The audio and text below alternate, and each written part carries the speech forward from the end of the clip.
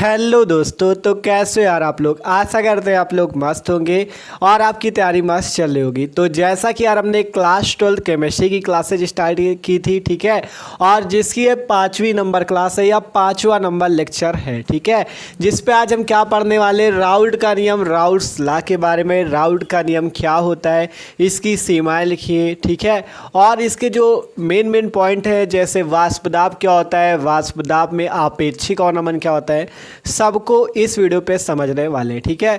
तो जैसा कि चैप्टर नंबर 1 विलियन हमने स्टार्ट किया था, जिसका ये 5वां लेक्चर या 5वीं क्लास है, ठीक है। तो आज क्या पढ़ेंगे, राउल्ट का नियम। तो देखो यार, जो लोग अभी तक नहीं जुड़े हैं चैनल से, चैनल को सब्सक्राइब कर लो और डिस्क्रिप्शन में प्लेलिस्ट है क्लास 12 केमिस्ट्री की, उस पर जाके आप मस्त तैयारी कर सकते हो अपने क्लास 12 की, ठीक है। तो सारे वीडियो अपलोड हैं, जो अभी तक के 4-5 वीडियो हैं, जिन पे हमने हेनरी का नियम, मोलरता, मोललता, मोलन्स, न्यूमेरिकल सही सब कुछ सीख रखा है, ठीक है।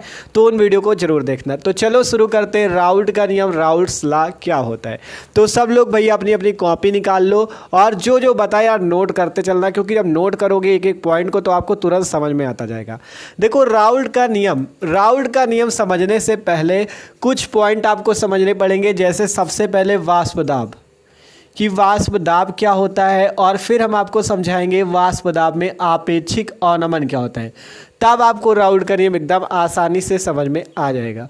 तो वाष्प दाब, वाष्प तो सब लोग जानते होंगे, वाष्प क्या होती है। वाष्प क्या होती है बताओ। मान लो कोई द्रव है, वो कुछ समय पश्चात क्या होता है, आपका वाष्प बन के उड़ता रहता है। तो वो वाष्प बन के पूरा उड़ जाता है, ये तो सबको पता होगा, ठीक है। जैसे पानी को आपने गैस पे चढ़ाया, गैस जल रही तो धुआं बन के उड़ता रहता है, वाष्प के रूप में वो पानी धीरे धीरे पूरा खत्म हो जाता है। तो वही चीज़ तो होता है वाष्प। अब बात आती है वाष्प दाब, ठीक है।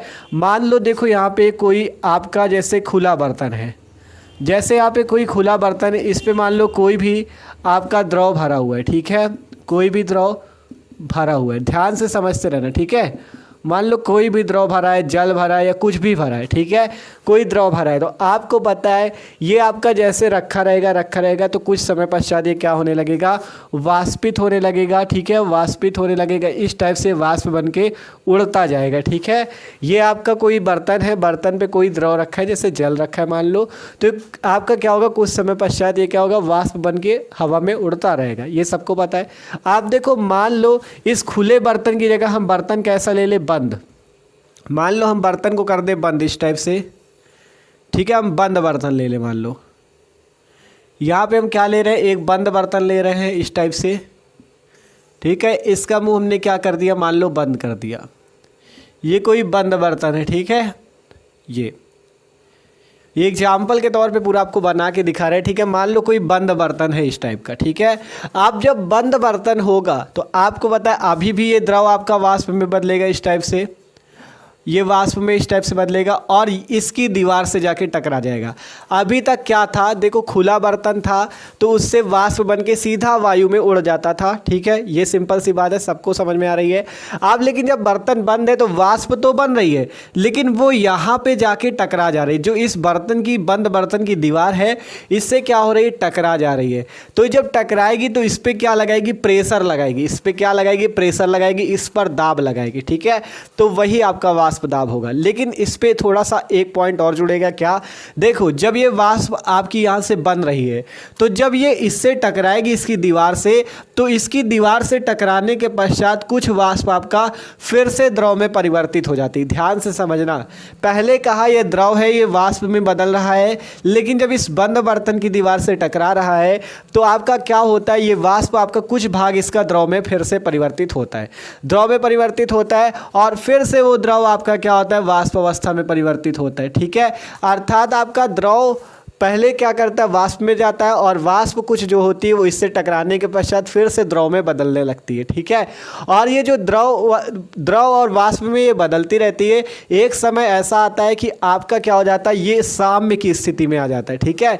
कि मतलब साम्य की स्थिति समझते हो, जिसमें मतलब आपका इक्वल पोजीशन हो जाती है। मान लो अभी आपका द्रव से वाष्प बदल रहा है, ठीक है, द्रव से वाष्प बदल रहा है, तो अभी जो वाष्प वाष्प बनने का वेग है, ठीक है, जो द्रव से वाष्प बन रहा है इसका वेग जो होगा वो अभी अधिक होगा, क्योंकि द्रव से वाष्प ज़्यादा बनेगी, कुछ जो इससे टकराएंगे वो आपके आके फिर से द्रव में परिवर्तित होंगे। अर्थात वाष्प से द्रव का वेग जो होगा कम होगा, लेकिन द्रव से वाष्प का वेग ज़्यादा होगा, ठीक है।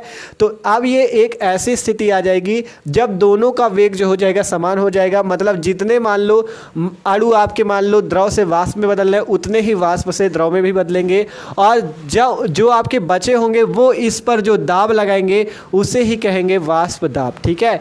अभी आपको कुछ कम समझ में आया होगा, तो आपको यहाँ पे हम इसकी परिभाषा लिख दें वाष्प दाब की, फिर आपको और अच्छे से समझाएं। तो देखो वाष्प दाब यहाँ पे आप लिखते हैं, क्या होता है वाष्प दाब आपका, ठीक है। अब यहाँ पे आप समझ सकते हो वाष्प दाब को हमने लिखा किसी ताप पर, किसी टेम्परेचर पर द्रव और उसकी वाष्प के मध्य साम्य की अवस्था में वाष्प का दाब द्रव का वाष्प दाब कहलाता है। देखो ये वाष्प दाब आपको इसलिए पढ़ा रहे हैं क्योंकि राउल्ट के नियम पे ये जरूरी होगा, आपको समझना होगा, नहीं तो हम तो आपको रटा देंगे लेकिन आपको रटना नहीं है, ठीक है। देखो हमने आपसे सिंपल क्या कहा था, आप पूरी बात फिर से सुनो। देखो पहले एक द्रव है, द्रव अगर रखा है मान लो पानी है, वो कुछ समय पश्चात वाष्प के रूप में उड़ता रहता है। अब मान लो इस पानी को हम किसी बंद बर्तन में रखें तो क्या होगा, ये वाष्प तो बनेगा लेकिन उस बंद बर्तन की दीवार से टकरा जाएगा, जैसे यहाँ पे टकरा रहा है।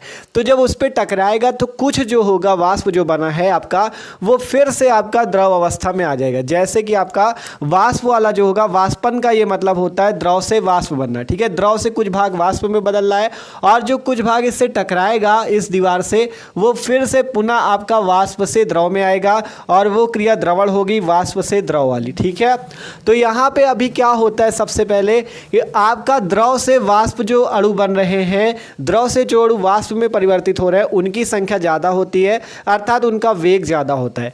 और आपका जो वाष्प से द्रव बन रहे हैं, ध्यान से समझना, जो वाष्प से द्रव बन रहे हैं उनका वेग कम होता है। क्या कह रहे हैं हम, जो द्रव से वाष्प बन रहे हैं उनका वेग ज़्यादा और जो वाष्प से द्रव बन रहे हैं उनका वेग कम, क्योंकि वाष्प वाले अणु जब इससे टकराएंगे तब आपका बनेगा, और यहाँ द्रव के तो सारे बन रहे हैं, ठीक है। तो आपका ये जो वाष्पन की क्रिया होगी द्रव से वाष्प वाली और द्रवण का वाष्प से द्रव वाली, तो पहले वाष्पन का जो वेग होगा वो ज़्यादा होगा, मतलब वाष्प ज़्यादा अणु बन रहे होंगे और द्रवण का कम होगा। लेकिन एक समय ऐसा आता है कि आपका जो वाष्पन की क्रिया हो रही है और द्रवण की क्रिया हो रही है ये दोनों इक्वल पोजीशन पे आ जाती है, तो उस अवस्था को हम लोग साम्य की अवस्था कहते हैं, ठीक है। मतलब जितने अणु आपके वाष्प में परिवर्तित हो रहे हैं उतने ही आपके द्रव में परिवर्तित होंगे, तो वो साम्य की अवस्था होती है। तो इसीलिए कहा गया किसी ताप पर द्रव और उसकी वाष्प, ये द्रव और उसकी वाष्प के मध्य साम्य की अवस्था, साम्य की अवस्था समझ गए ना, कि वाष्प से द्रव और द्रव से वाष्प की जो पोजीशन हो वो इक्वल हो जाए, मतलब कि जो आपकी वाष्पन का वेग और द्रवण का वेग हो वो बराबर हो जाए, मतलब जितने अणु द्रव से वाष्प में जा रहे हैं उतने ही वाष्प से द्रव में आ जाए, तब आपका इक्वल पोजीशन आ जाएगी, साम्य की अवस्था आ जाएगी। तो किसी ताप पर द्रव और उसकी वाष्प के मध्य साम्य की अवस्था में वाष्प पर जो दाब लगेगा, ये वाष्प जो दाब लगाएगी इस पे, वाष्प का दाब द्रव का वाष्प दाब कहलाता है, ठीक है। वाष्प तो सिंपल सब कोई समझता है, तो जो वाष्प के द्वारा लगाया गया दाब होगा वो द्रव का वाष्प दाब कहलाएगा, ठीक है। आप थोड़ा सा राउल्ट का नियम समझाएं, फिर आपको और अच्छे से पूरा समझाएं, ठीक है। राउल्ट का नियम देखो क्या होता है, यहाँ से लिखते हैं, देखो कॉपी पे यार एक एक पॉइंट को नोट करते चलना जैसे हम यहाँ पे बता रहे हैं, ठीक है, तो आपको पूरा समझ में आएगा, ठीक है। अब यहाँ से लिखते हैं राउल्ट का नियम, तो राउल्ट के नियम के अनुसार देखो क्या होता है, यहाँ से लिखते हैं राउल्ट के नियम के अनुसार, राउल्ट का नियम क्या है, देखो राउल्ट के नियम के अनुसार,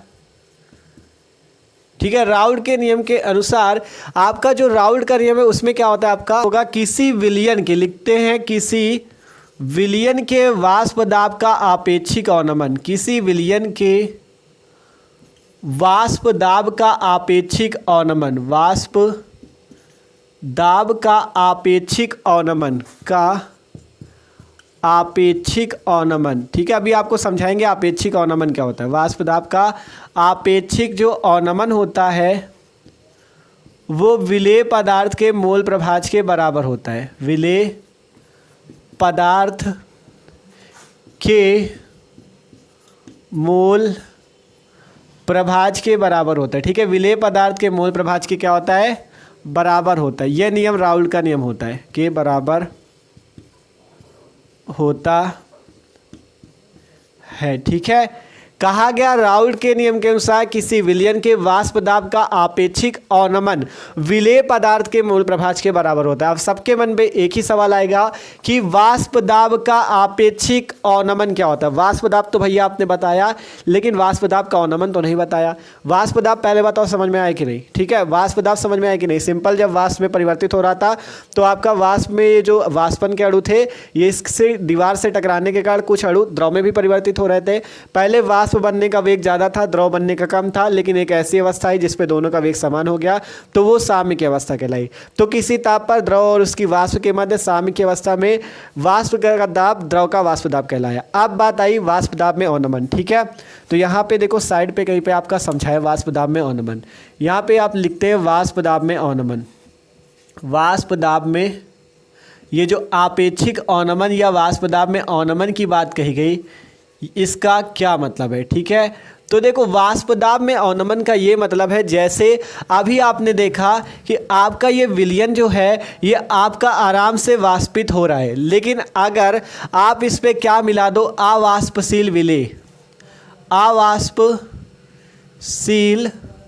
विलेय पदार्थ को आप मिला दो, अवाष्पशील विलेय पदार्थ, ठीक है। आप इस पे क्या करो, अवाष्पशील। अवाष्पशील का मतलब जो वाष्पित ना हो सके, जिसका वाष्पन ना हो सके, जो वाष्प अवस्था में ना परिवर्तित हो सके, तो ऐसे किसी अवाष्पशील पदार्थ को अगर आप इस पे मिला देते हो, ठीक है, ऐसे किसी अवाष्पशील पदार्थ को आप इस पे मिला देते हो तो इसके वाष्प दाब में कमी आ जाएगी और यही वाष्प दाब का अवनमन होगा। अवनमन का मतलब होता है कमी।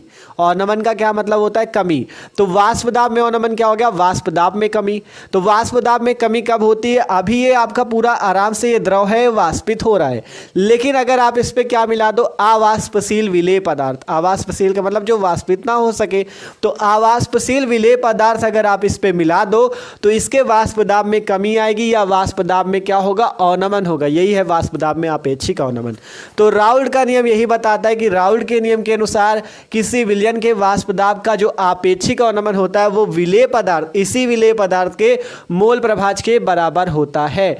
आप यहां से लिखते हैं वाष्प दाब में आपेक्षिक अवनमन, वाष्प दाब में आपेक्षिक अवनमन। आपेक्षिक अवनमन जो होता है किसके बराबर होता है, विलेय के मोल प्रभाज के, विलेय के मोल प्रभाज के बराबर होता है। ये नियम कहता है राउल्ट का नियम, ठीक है। विलेय के मोल प्रभाज के बराबर होता है। कहा गया राउल्ट के नियम में कि वाष्प दाब में जो आपेक्षिक अवनमन होता है विलेय के मोल प्रभाज के बराबर होता है।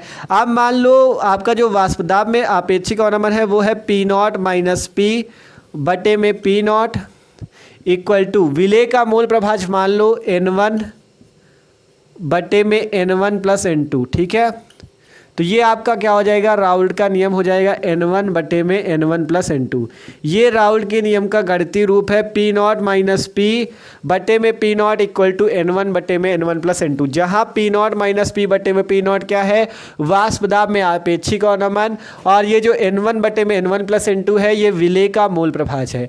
और यहाँ पे और भी लिख सकते हो कि जहाँ ये जो पी नॉट है ये इतनी वैल्यू या ये पूरी वैल्यू अवनमन है, लेकिन यहाँ पे पी नॉट क्या है लिखते हैं, जहाँ पी नॉट क्या है, विलायक का वाष्प दाब है। ये जो विलायक था या कोई द्रव था उसी विलायक का वाष्प दाब है, विलायक का वाष्प दाब है,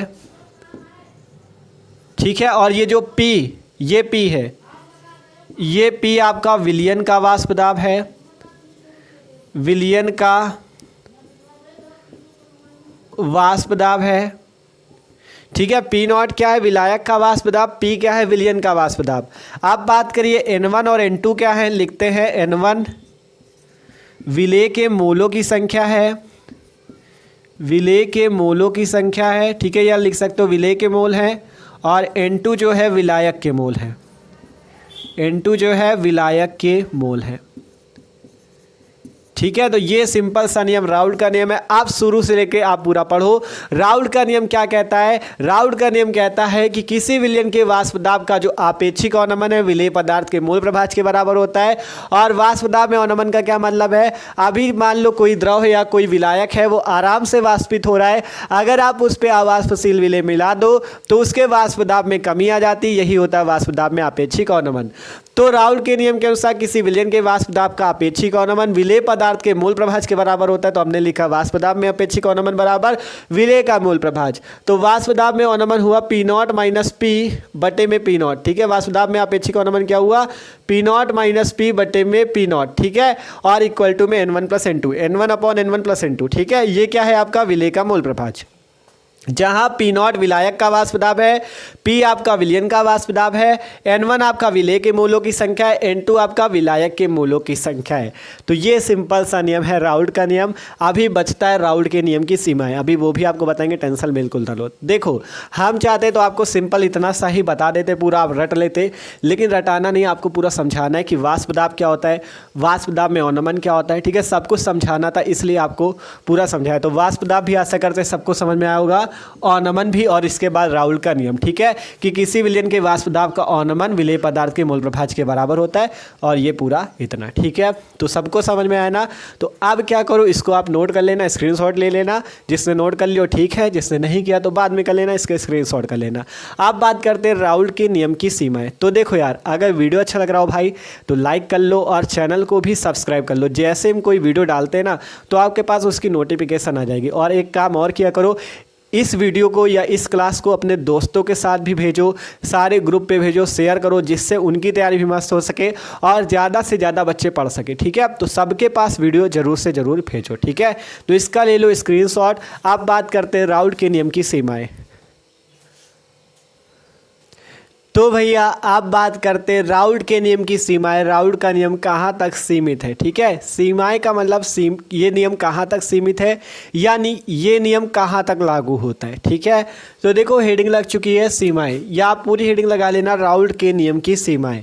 तो देखो पहली सीमा इसकी है कि राउल्ट का नियम तनु विलयनों पर लागू होता है, सांद्र विलयन पर नहीं। जो राउल्ट का नियम है ये केवल तनु विलयनों पर ही लागू होता है, सांद्र विलयन पर राउल्ट का नियम लागू नहीं होता। दूसरी सीमा, यह नियम केवल अवाष्पशील पदार्थ के विलयनों पर लागू होता है। जैसा कि आपको बताया था कि जब आपका द्रव था या कोई विलायक था, वो आराम से वाष्पित हो रहा था, जब उस पर आपने क्या मिला दिया? अवाष्पशील विलेय पदार्थ। ठीक है, तभी तो उसके वाष्प दाब में अवनमन आया था, तभी राउल्ट का नियम हुआ। तो यह नियम केवल अवाष्पशील पदार्थ के विलयनों पर लागू होता है। तीसरा नंबर, वैद्युत अपघट्यों के विलयनों पर राउल्ट का नियम लागू नहीं होता। ठीक है, तो ये इसकी तीन सीमाएं हैं मेन कि राउल्ट का नियम तनु विलयनों पर लागू होता है, सांद्र पर नहीं। यह नियम केवल अवाष्पशील पदार्थ के विलयनों पर लागू होता है, वैद्युत अपघट्यों के विलयनों पर राउल्ट का नियम लागू नहीं होता। ठीक है, तो ये सिंपल सी बात थी। क्वेश्चन आपका एग्जाम में जो आता है वो आता है राउल्ट का नियम क्या है, इसकी सीमाओं को लिखिए।